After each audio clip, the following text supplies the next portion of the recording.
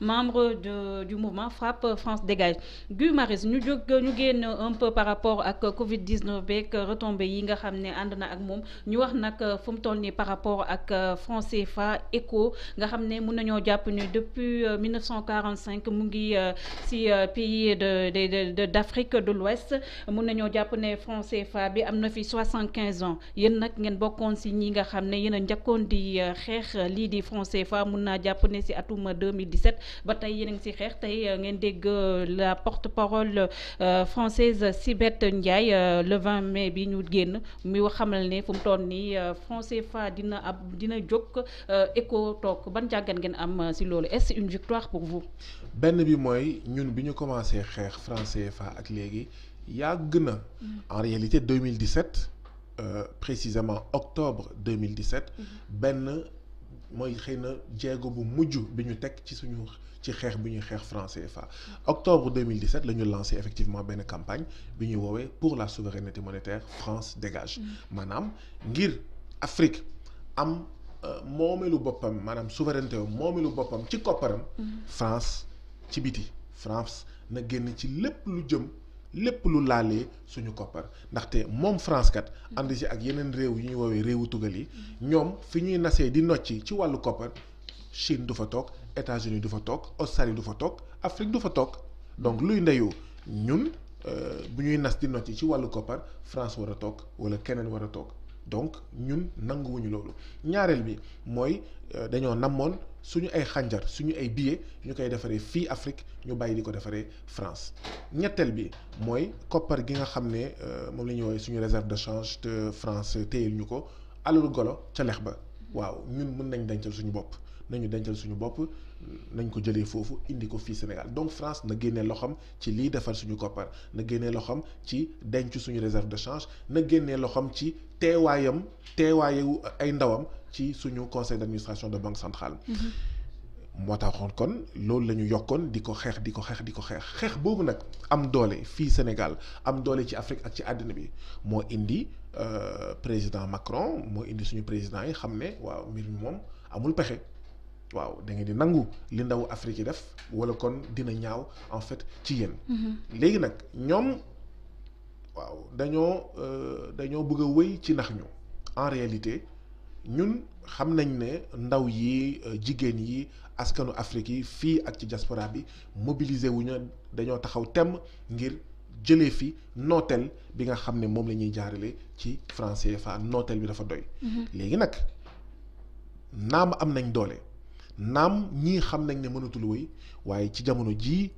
la ñu gën a pare ñoom pour nax askanu Afrique pour nax ndawu Afrique yi ci naka mooy benn est-ce que yoon la ñun Sénégal ñu am conseil des ministres Bénin am conseil des ministres Burkina noonu Niger noonu Tchad Gabon Cameroun Togo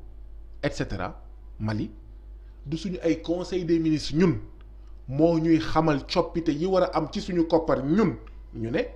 mais conseil des ministres français est-ce que loolu tekkiwul firndelul ñun li ñu yàggoon a wax ne en réalité ñun moomuñu franc CFA benn économiste camerounais yàlla na ko yàlla yërëm Tchujang Puemi moo doon wax ne en réalité le franc CFA n'est que la créature de la France pour rek wane ne franc CFA du suñu mbir ñun et Macron Sibeth Ndiaye ak conseil des ministres bu yàggul trop bi ne waa léegi adopté nañ projet de loi war ko jébbal assemblée nationale française pour wane ne franc CFA jeex na loolu day wane ne d'accord bu dee ñun ñoo ko moom ñun ñoo waroon jël dogal et pas ñoom benn ñaareel bi mooy gis nga franc CFA taxaw na kenn laajuñu suñu gis-gis mooy 1945 boobu nga doon wax. franc CFA wëy na mosoo dégg benn référendum bu ñu organisé. balaay franc CFA juddu ci suñuy réew ci xawma 75 ans yi mosoo dégg benn référendum pour laaj suñuy askan la ñu xalaat ci franc CFA ñu ngi waaj a jóge ci franc CFA xoolal nu mu demee même pour décoloniser le franc CFA cette décolonisation est néocoloniale. D'accord. xaw ma ndax comprendre nga. J'ai compris. Même pour décoloniser la monnaie. Cette décolonisation est néocoloniale maanaam loolu day wane ne en réalité. du ñun ñooy diriger du ñun ñooy décider en réalité même une décolonisation néocoloniale ce n'est pas une décolonisation c'est-à-dire que France sax bëggul sax ñu bind ëllëg dans les livres d'histoire suñuy sët ëllëg bu ñu leen nar a jàngal franc CFA nu mu fi jógee bëggul sax France ñu bind ci livre d'histoire yi mais en réalité c'est le président Macky Sall wala le président Ouattara wala le président Pape Abdoulaye Seck wala la présidente Fatou wala Marianne et cetera même loolu sax France dañu ko iñaane mais yemul rek ci iñaane day wane ne en réalité il ne s'agit pas de décolonisation il s'agit tout simplement de remplacer le franc CFA par une autre monnaie bi nga xam ne mun nga ko woowee effectivement Emmanuel Commande Ouattara ECO E comme Emmanuel C comme Commande O comme Ouattara nag mooy Ouattara muy Macky Sall muy IBK maanaam surga suñuy surga yi nga xam ne au lieu ñu nekk surga askanu Afrique surga Macron ak CAC 40 maanaam les entreprises les plus importantes de la France la ñu. D'accord mais Guy est-ce que mën nañoo reprocher aussi à la France ñu porter le combat fekkee ñun suñu président yi wala suñu dirigeants yi ñoom porté wul le combat ngir mën a génn ci franc CFA dem ci ECO parce que ñu gisoo fii benn président d'Afrique à part vous les activistes yi nga xam ne yéenay xeex franc CFA depuis ngeen wax ci combat bi donc Macron mën naa wax ne c'est juste une suite logique par rapport à ce qui se fait France Afrique. Ban combat la Emmanuel Macron wala tubaab yi porté. Bon mais il avait dit ba mu demee en Côte d'Ivoire parce que il avait dit qu'il a écouté le peuple. mais Macron nag foog ñu xamal ko boppam Macron ak ñu mel ni moom ñun waxuñu ak Macron du suñu président. ah mais dafa mel ni mooy seen président de. Macron mooy président Macky Sall mooy président Ouattara mooy président IBK. moo tax mu leen di convoquer saa su nekk moo tax ñoom seen conseil des ministres sañu ñoo wax fekk conseil des ministres France waxul moo tax ñoom sañu ñaa wax fekk Emmanuel Macron wax même pour Ouattara wax il a fallu que Emmanuel Macron ñëw ba Abidjan xool leen président Macky Sall. mu ngi mel ni ndeysaan xaw ma ginaar bu tawte d'accord amul fit amul fulla amul fayda amul dignité wax ne. Au nom du peuple sénégalais ñun lii la ñu xalaat foog mu xaar ay ordre ki nga xam ne moom mooy Macron et effectivement ñun loolu moo ñu métti ñun bi ñuy fal président Macky Sall faluñu woon surga France faluñu woon surga ki nga xam ne moom mooy Emmanuel Macron ñun bu ñuy fal président surga askanu Sénégal lañ doon fal bu ñuy fal IBK wala Ouattara surga askanu Côte d'Ivoire Mali Burkina Faso Togo d'accord ak benn lañ doon fal donc mbas ma la président yi waay. waaw mbas ma la président yi donc il est temps loolu sax day wane ne dafa jot suñu ay askan suñu ay réew ñu am ay présidents yoo xam ne ils sont réellement des serviteurs des peuples africains et non une bourgeoisie bureaucratique soumise mais vraiment aplatie devant le néocolonialisme devant en fait l'impérialisme donc moo tax ñun ngir ñu bañ ñu nax fi mu nekk nii li ñu suñu gis-gis ñun waa FRAPP bokk na ci ñett yi ñu waxoon France na génn suñu conseil d'administration nañu delloo suñu ay réserve de change waaye itam suñu ay koppar ak xañar nañ ko defaree Afrique ñu yokk ci ñeenteel bi mooy nañu organiser ay référendum dans tous les pays africains de la zone franc foog ñu laaj askanu Afrique yi enfin pour une fois gulet ñu delloo pouvoir bi ñu jox pouvoir bi askan yi nga xam ne ñoom ñoo ko moom nañu def ay référendum mais xoolal zone euro monnaie euro balaa ñu koy taxawal dañoo def référendum France def référendum Allemagne def référendum Pologne yeneen réew yi même pour bokk euro sax wala zone euro dañuy laaj seen askan mais ñun ñooy askan yi nga xam ne ñooy askan yi ñàkk fayda yi ci àddina bi ba kañ dafa doy dafa war a